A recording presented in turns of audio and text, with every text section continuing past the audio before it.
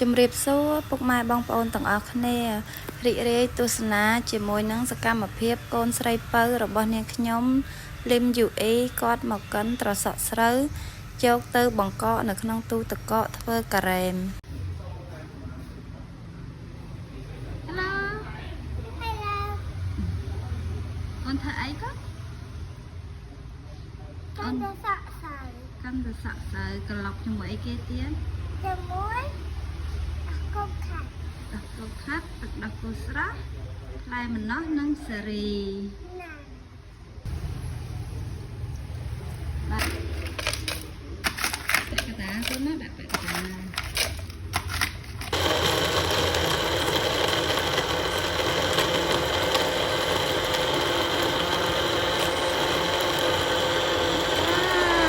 lời nhắc con tới